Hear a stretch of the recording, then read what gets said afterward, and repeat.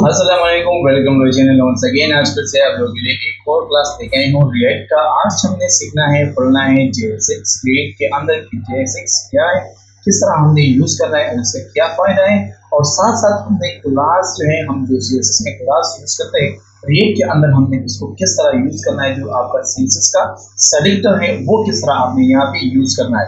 दूसरी बात, जो हम जेएस के अंदर जो कंडीशनल सेटिंग यूज करते हैं, जैसे कि आपका एपल से जो स्विच है, वो अपने यहाँ नेट के अंदर आपने किस तरह यूज करना है। तो चलते हैं, स्टार्ट करते हैं, इसको देख लेते हैं। पहले तो आपको मैं बता दूं कि जेएसएस का स्ट्रेंथ क्या है, एब्रिविएशन क्या है, इसका मोहब्बत जो है ये क्या है। जेएसएस का जो फुल फॉर्म है ये है जावास्क्रिप्ट XML, ठीक है। जेएसएस हमें अलाउ करता है कि आपने राइट HTML इन रिएक्ट, ये हमें अलाउ करता है।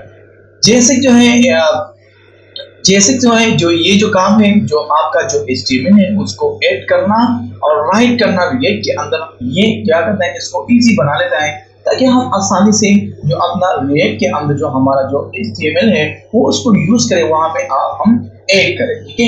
जेएस के अंदर ये काम जो था बहुत ज्यादा मुश्किल था, लेकिन रिएक्ट के अंदर ये सिंपल है, बहुत ज्यादा इजी है, क्योंकि रिएक्ट जो है एडवांस है और जेएस थोड़ा सा पुराना है, लेकिन वो भी काफी अच्छा प्रोग्रामिंग लैंग्वेज है। लेकिन यहाँ पे जो हमारा जो HTML है वो जेएस के जरिए हमने वहां पे ऐड करना अगर होता तो वो बहुत ज्यादा मुश्किल था, ठीक है। तो यहाँ पे मैं आपको प्रैक्टिकली बता देता हूँ यहाँ पे कि यहाँ पे देखें, और यहाँ पे ये ब्राउजर में यहाँ पे ओपन कर लेता हूँ। मैं पहले आपको बता रहा हूँ कि जेएस के जरिए आपने किस तरह HTML को HTML के अंदर आपने एक एलिमेंट आपने किस तरह ऐड करना है। ये सर ये इसलिए दिखा रहा हूँ कि जेएस के अंदर ये काम कितना मुश्किल है, ठीक है। कि आप रिएक्ट के अंदर आप अगर एक एलिमेंट आप बनाना चाहते हैं HTML का, वो बहुत ज्यादा इजी है। लेकिन अगर आप जेएस के जरिए HTML का एक एलिमेंट या एक टैग आप बनाना चाहते हैं तो वो यहाँ पे बहुत ज्यादा मुश्किल है। जैसे कि यहाँ पे मैं ले रहा हूँ और एक div ले रहा हूँ, ठीक है, और इसके अंदर मैं लिख रहा हूँ this is my current div, ठीक है। इसको मैं कर लेता हूँ सेव। यहाँ पे देखिए ये हमारा एक div है, और यहाँ पे मैं इसको एक आईडी दे रहा हूँ, ठीक है। और आईडी मैं दे रहा हूँ जैसे कि मैं यहाँ पे दे रहा हूँ करंट, ठीक है। यहाँ पे मैंने इसको आईडी दे दी। अब यहाँ पे चलो, यहाँ पे मैं एक चाहता हूँ एक बटन भी ऐड कर रहा हूँ, लेकिन पहले मैं यहाँ पे एक बियर दे रहा हूँ और बटन यहाँ पे मैं ऐड कर रहा हूँ ऐड टैग, ठीक है। इसको मैं कर लेता हूँ सेव। यहाँ पे एक बटन ऐड हो चुका है। मैं चाहता हूँ कि इसके बटन के ऊपर मैं क्लिक करूँ और यहाँ पे एक एलिमेंट HTML का यहाँ पे ऐड हो जेएस के जरिए, ठीक है। तो यहाँ पे मैं आता हूँ और यहाँ पे मैं एक फंक्शन बना लेता हूँ, और फंक्शन का नाम मैं लिख लेता हूँ एड एलिमेंट, ठीक है। एड एलिमेंट ये हमारा एक फंक्शन है। यहाँ पे पहले मैं चाहता हूँ कि यहाँ पे मैं एक लिस्ट ले रहा हूँ, और लिस्ट में ले रहा हूँ और न्यू div या न्यू हेडिंग, ठीक है। ये मैं यहाँ पे एक वेरिएबल बना रहा हूँ, और इसके सामने मैं यहाँ पे लिख रहा हूँ डॉक्यूमेंट डॉट क्रिएट एलिमेंट, ठीक है। ये मैं एक HTML का एलिमेंट बना रहा हूँ, एक टैग बना रहा हूँ, ठीक है। और यहाँ इसके अंदर यहाँ पे डबल कोटेशन के अंदर आप जो एलिमेंट बनाना चाहते हैं, जो टैग आप बनाना चाहते हैं, वो उसका नाम यहाँ पे आपने यहाँ पे ऐड कर देना है। जैसे कि मैं यहाँ पे H1 टैग जो है यहाँ पे क्रिएट कर रहा हूँ, ठीक है। उसके बाद यहाँ पे मैं लिख रहा हूँ let content is equal to, यहाँ पे मैं चाहता हूँ कि कुछ टेक्स्ट लिखूं और फिर उसको यहाँ पे न्यू हेडिंग के अंदर जो H1 टैग है उसके अंदर उसको इंसर्ट कर दूं, ठीक है। तो यहाँ पे मैं लिख रहा हूँ document dot create text node, और इसके अंदर यहाँ पे मैं लिख रहा हूँ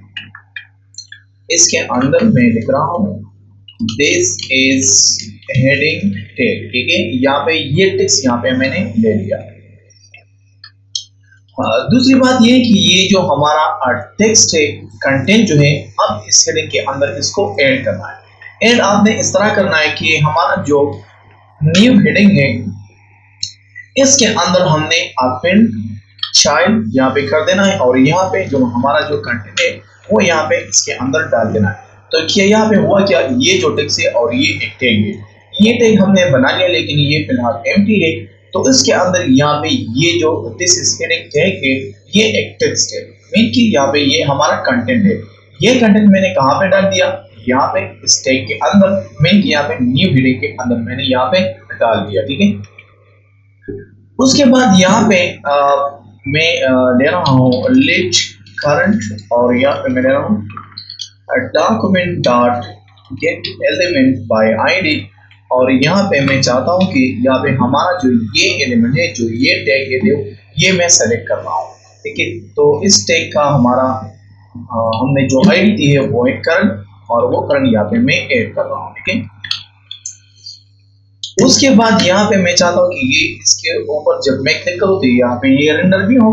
तो यहाँ पे मुझे करना ये कि मैं यहाँ पे लिख रहा हूँ document dot body body dot insert before, और यहाँ पे मैंने लिखना है इंसर्ट बिफोर।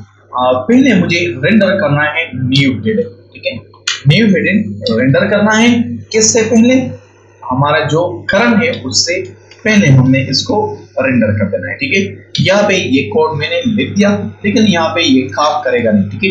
यहाँ पे ये जो हमारा फंक्शन है एलिमेंट, इसको मैं कर लेता हूँ कॉपी, और यहाँ पे हमारा जो बटन है, यहाँ पे मैं एक इवेंट अप्लाई कर रहा हूँ ऑन क्लिक, और इसके अंदर ये नेम मैं डाल रहा हूँ। जब मैं इसके ऊपर क्लिक करूंगा तो ये जो डिव है, इसके ऊपर यहाँ पे जो हमारा जो ये जो h1 टैग है, जिसके अंदर ये कंटेंट है, ये यहाँ पे रेंडर होगा, ठीक है। देखिए ये आप अनलोड के ऊपर भी कर सकते हैं, जैसे कि आपका पेज लोड हो जाए, मीन कि जब रिफ्रेश हो जाए तो ये यहाँ पे बहुत यहाँ पे रेंडर हो, ठीक है। लेकिन यहाँ पे मैं बटन के जरिए कर रहा हूँ, कि उसके ऊपर मैं जो इवन है वो अप्लाई कर रहा हूँ। यहाँ पे देखिए, अब इसके ऊपर मैं क्लिक कर रहा हूँ तो यहाँ पे एक टैग है, यहाँ पे HTML का एक टैग यहाँ पे ऐड हो रहा है जेएस के जरिए, और यहाँ पे जेएस का कोड देखिए ये कितना मुश्किल है, कितना ज्यादा है। लेकिन ये काम अगर हम रिएक्ट के जरिए करें तो ये बहुत सिंपल है, रिएक्ट इस काम को इजी बना देता है, ठीक है। तो चलते हैं अब रिएक्ट के अंदर चलते हैं, तो वहां पे ये एलिमेंट वहां पे बना लेते हैं और फिर उसको रेंडर कर लेते हैं। चलो तो आप चलते हैं, यहाँ पे मैं रिएक्ट के अंदर आ जाता हूँ। यहाँ पे अब ये काम जो है, यहाँ पे ये जो हमने जेएस के जरिए यहाँ पे एक एलिमेंट यहाँ पे ऐड कर लिया, तो अब हम इसको कर लेते हैं रिएक्ट के जरिए। रिएक्ट के जरिए किस तरह होता है, ठीक है। मैं यहाँ पे ले रहा हूँ कॉन्स, और कॉन्स यहाँ पे मैं ले रहा हूँ, जिसके यहाँ पे मैं ले रहा हूँ एलिमेंट, ठीक है। और यहाँ पे मैं यहाँ पे आपने एलिमेंट लेना है, जैसे कि यहाँ पे मैं लिख रहा हूँ h1, मैं यहाँ पे this is heading of react, ठीक है। यहाँ पे ये एक एलिमेंट यहाँ पे मैंने बना लिया, ठीक है। यहाँ पे बनाने के बाद यहाँ पे मैं चाहता हूँ कि इसको अब रेंडर करो। अब रेंडर कहाँ पे करना है, तो मुझे पहले ये स्पेसिफाई करना है। तो यहाँ पे देखिए मैंने यहाँ पे एक कंटेनर ऑलरेडी ऐड है, और यहाँ पे मैं ये सेलेक्ट कर रहा हूँ document dot element by ID. तो यहाँ पे चेन नाम से एक यहाँ पे एक कंटेनर है, एक डिव है, वो मैं टारगेट कर रहा हूँ, उसको सेलेक्ट कर रहा हूँ। मैं ये स्पेसिफाई कर रहा हूँ कि यहाँ पे हमारा जो टैग है, जो एलिमेंट है, ये यहाँ पे रेंडर हो, ठीक है। तो यहाँ पे इंडेक्स के अंदर यहाँ पे मैं आता हूँ रिएक्ट का जो आपका जो रिएक्ट है, उसके अंदर जो आपका HTML है वो मैं बता रहा हूँ, ठीक है। तो यहाँ पे ये नेम आप चेंज भी कर सकते हैं, बाय डिफॉल्ट यहाँ पे ये रूट ही होता है, ठीक है। और यहाँ पे मैं इसको चेंज भी कर सकता हूँ, ठीक है। यहाँ पे मैं लिख रहा हूँ रूट, ठीक है। अब मुझे यहाँ पे रूट बनाना है, ये तो मैंने स्पेसिफाई कर लिया कि यहाँ पे मुझे अपना जो HTML है वो यहाँ पे रेंडर करना है, ये मैंने स्पेसिफाई कर लिया, ठीक है। अब मुझे रूट बनाना है, ठीक है। तो यहाँ पे मैं रूट बना लेता हूँ। चलिए यहाँ पे देखें, रूट यहाँ पे मैंने एक वेरिएबल ले लिया, और यहाँ पे मैं लिख रहा हूँ root React DOM dot create root. तो यहाँ पे क्या हो रहा है, एक रूट क्रिएट हो रहा है, एक रूट बन रहा है, ठीक है। और उस रूट के अंदर यहाँ पे मैंने क्या ऐड कर दिया, ये। तो इस कंटेनर का एक रूट हमने बना लिया, ठीक है। अब मुझे क्या करना है, इस चीज को रेंडर करना है, क्या, ये वाला, ठीक है। तो यहाँ पे मैं लिख रहा हूँ रूट डॉट रेंडर, मीन कि इसके अंदर यहाँ पे आपने क्या रेंडर करना है, एलिमेंट। इसको मैं कर लेता हूँ सेव।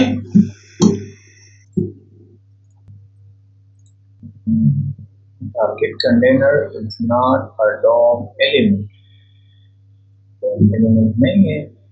अच्छा सो यहाँ पे मैंने इसको सेव किया नहीं, ठीक है। तो यहाँ पे देख, अच्छा कहाँ चला गया, यहाँ पे।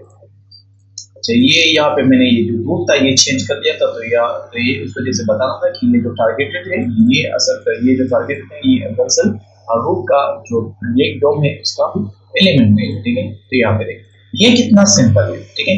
अब ये जरूरी नहीं कि यहाँ पे आप एक ही एलिमेंट यहाँ पे ऐड करें, जेएस के अंदर आप एक एलिमेंट जो है वहां पे बना सकते हैं, लेकिन यहाँ पे हम मल्टीपल भी ऐड कर सकते हैं। मल्टीपल बनाने के लिए यहाँ पे आपने ब्रैकेट यहाँ पे यूज करना है और उसके अंदर यहाँ पे आपने ये टैग जो है ये यहाँ पे आपने ऐड कर देना है, ठीक है। यहाँ पे देखिए सेम टू सेम वही काम, यहाँ पे मैं ये हेडिंग यहाँ पे मैं लिख रहा हूँ 1, ठीक है, और यहाँ पे मैं लिख रहा हूँ 2।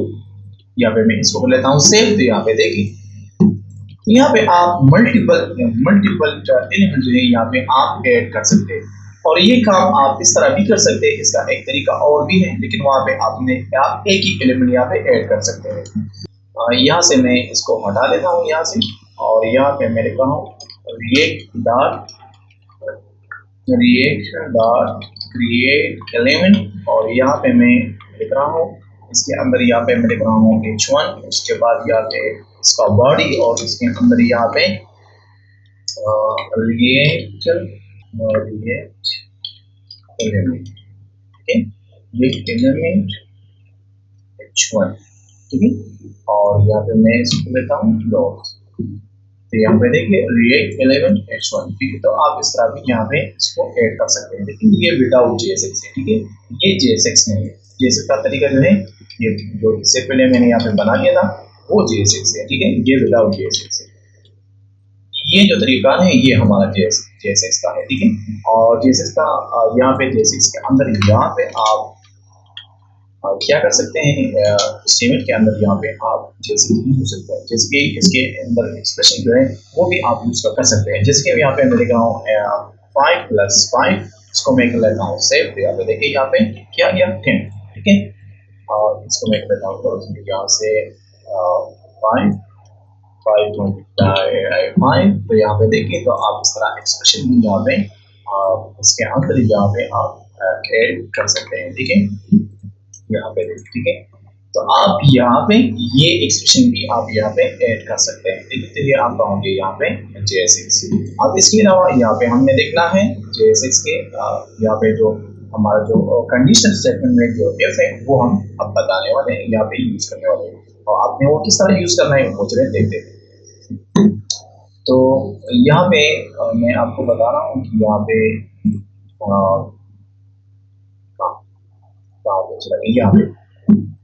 यहाँ पे ये देखिए हमारा जो है यहाँ पे क्या है कंडीशन है, जो एफ स्टेटमेंट है, जो कंडीशनल स्टेटमेंट है जो हम जेएस के अंदर यूज करते हैं वो, और एक सपोर्ट करता है एफ स्टेटमेंट को, लेकिन but not inside JSX. JSX के अंदर आप एफ स्टेटमेंट जो है ये यूज नहीं कर सकते, जेएसएक्स के बाहर आप इसको यूज कर सकते हैं, ठीक है।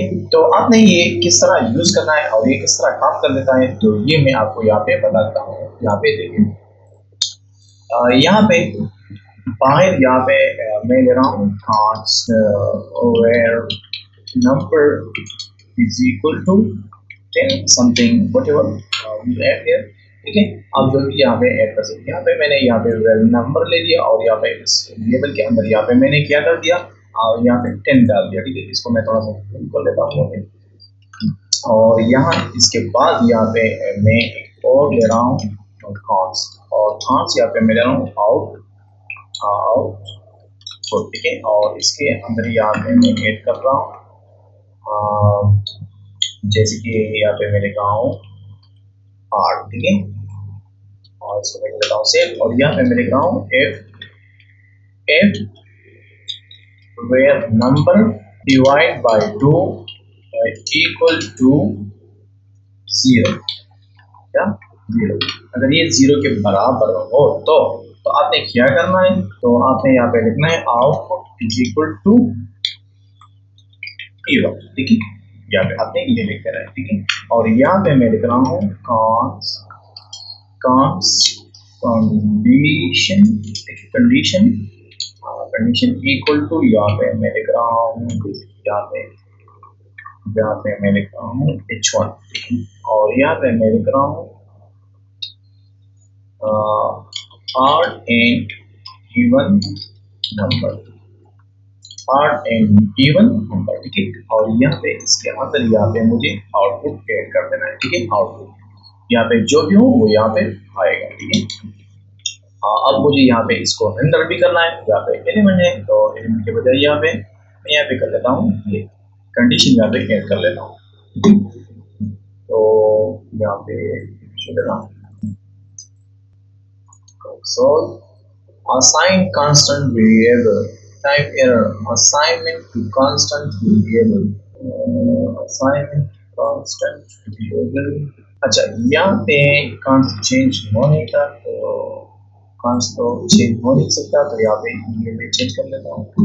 अच्छा यहाँ पे देखिए, ठीक है। तो यहाँ पे देखिए, अब यहाँ पे देखिए अगर फिर आप पे डिवाइड करें तो यहाँ पे आपका क्या बचता है, तो यहाँ पे देखिए ये क्या है आपका E1। अगर यहाँ पे मैं यहाँ पे 11 ऐड करूँ और इसको मैं करूँ सेव, तो यहाँ पे देखिए ये क्या हो गया, यहाँ पे 8, और यहाँ पे मैं 4 लिखूँ तो यहाँ पे देखिए ये E1। अगर यहाँ पे मैं 5 लिखूँ तो यहाँ पे देखिए 8, ठीक है। तो यहाँ पे आप इस तरीके से कंडीशन स्टेटमेंट जो है यहाँ पे आप यूज कर सकते हैं। इसके अलावा अगर आपने ये यूज नहीं करना तो आप टर्नरी ऑपरेटर जो है वो यूज कर सकते हैं, ठीक है। वो आपने किस तरह यूज करना है देखिए, आपने इस तरह यूज करना है। यहाँ पे मैं लिख रहा हूँ, यहाँ इसके अंदर यहाँ पे मैं लिख रहा हूँ और मुझे लिखना है वेयर नंबर डिवाइड बाय 2, अगर ये इक्वल हो 0 का, किसका 0 का, तो आपने क्या करना है, आपने ये ऑपरेटर लगा देना है, इसको कहते हैं टर्नरी ऑपरेटर, ठीक है। तो इसके बाद आपने यहाँ पे ऐड कर देना है जिसकी यहाँ पे मैं लिख रहा हूँ E1। तो ये किस तरह काम करेगा, जैसे कि ये जो वेरिएबल नंबर है मीन की यहाँ पे ये जो यहाँ पे जो वैल्यू है आप यूँ समझिए कि यहाँ पे 5 है, तो ये 5 डिवाइड हो जाएगा 2 के ऊपर। अगर जब ये 2 के ऊपर डिवाइड हो जाए तो उसके बाद अगर ये 0 के बराबर हो, अगर ये ट्रू हो तो यहाँ पे आपने क्या रन करना है E1। अगर ये 5 है तो आपने यहाँ पे कॉलन लगाना है और कॉलन के बाद आपने यहाँ पे दूसरी वैल्यू यहाँ पे आपने ऐड करनी है, वो है 8, ठीक है। यहाँ पे मैं थोड़ा सा जूम आउट कर लेता हूँ यहाँ पे, ठीक है। अच्छा, और यहाँ से मैं इसको यहाँ से हटा देता हूँ और यहाँ पे देखिए, ठीक है। तो यहाँ पे देखिए ये 8 आप दिखा रहा है, ठीक है। तो यहाँ पे क्या है 5 है, अगर इसको मैं 6 कर दूं और इसको मैं कर दूं सेव, तो यहाँ पे देखिए ये क्या दे रहा है, E1 दे रहा है। तो ये इससे पहले जो हमने किया था वो if के जरिए कर दिया, और अब जो हमने कर दिया वो टर्नरी ऑपरेटर के जरिए हमने इसको कर दिया, ठीक है। तो ये जो टर्नरी ऑपरेटर है ये बहुत ज्यादा सिंपल है और इजी है, एक लाइन में आप इसका कोड जो है वो लिख सकते हैं और आप अपना काम जो है इससे चला सकते हैं, ठीक है। इसके अलावा अब आता है आपका क्लास। क्या क्लास जो हमारा जो आईडी सीएसएस के अंदर जो आईडी क्लास कैरेक्टर जो होते हैं वो आपने किस तरह यूज करना है यहाँ पे रिलेट के अंदर। सीएसएस के अंदर जब हम एक एलिमेंट को क्लास देते हैं तो हम इस तरह लिख लेते हैं, ठीक है। हम इस तरह लिख लेते हैं और यहाँ पे क्लास नेम लिख लेते हैं, लेकिन यहाँ पे ऐसा नहीं है। ये के अंदर ये जो क्लास है ये एक कीवर्ड है, एक रिजर्व वर्ड है। कीवर्ड और रिजर्व वर्ड का मतलब ये क्रिएट के अंदर ये एक जो अल्फाज है, जो वर्ड है, इसका पहले से एक मीनिंग, ठीक है। ये यहाँ पे कुछ चीज किसी चीज के यहाँ पे बना हुआ है, ठीक है। तो हम इसको यहाँ पे एज ए क्लास नेम यहाँ पे यूज नहीं कर सकते। तो आपने इसको किस तरह यूज करना है रिएक्ट के अंदर, तो आपने लिख देना है क्लास और उसके बाद आपने यहाँ पे लिख देना है क्लास नेम, ठीक है। तो आपने इस तरह इसको यूज करना है, यहाँ पे मैं लिख रहा हूँ, यहाँ पे मैं लिख रहा हूँ क्लास नेम, आपने इस तरह लिख देना, ठीक है। और उसके बाद यहाँ पे आपने अपने क्लास का नेम देना है, जैसे कि यहाँ पे मैं लिख रहा हूँ हेडो, ठीक है। इसको मैं कर लेता हूँ सेव, ठीक है। तो यहाँ पे मैंने इसको भी दे दिया क्लास। अब इसको मैं यहाँ पे अगर CSS के अंदर मैं इसको यूज करना चाहता हूँ और इस H1 के ऊपर मैं कुछ स्टाइल अप्लाई करना चाहता हूँ, तो अब मैं ये अप्लाई कर सकता हूँ। जैसे कि यहाँ पे ये एक इंडेक्स फाइल है, तो आपने सेम टू सेम वो जो पुराना तरीका है जो CSS को यूज करने का, उसके अंदर जो क्लास यूज करने का तरीका था वो सेम टू सेम इस तरह का वहाँ पे जो तरीका है वो यहाँ पे भी है, ठीक है। जैसे कि यहाँ पे मैं लिख रहा हूँ टेक्स्ट, या यहाँ पे चलो मैं लिख लेता हूँ कलर, और कलर में इसका दे रहा हूँ और इसको मैं कर लेता हूँ सेव, इसको थोड़ा सा रिफ्रेश कर लेता हूँ। तो यहाँ पे देखिए अब इसका कलर कैसे हो गया, रेड, ठीक है। इस तरीके से अगर आप चाहते हैं तो आप इसका टेक्स्ट ट्रांसफॉर्म जो है वो मैं कर देता हूँ अपर केस। तो इस तरीके से आप यहाँ पे CSS भी अप्लाई कर सकते हैं, ठीक है। तो मुझे उम्मीद है कि आपको JSX समझ आया होगा, आपको क्लास नेम समझ आया होगा और आपका जो इफ स्टेटमेंट था, जो टर्नरी ऑपरेटर था, वो आपको समझ आया होगा, ठीक है। तो ये क्लास था यहाँ तक, तो मिलते हैं अगले क्लास में। Thank you so much for watching.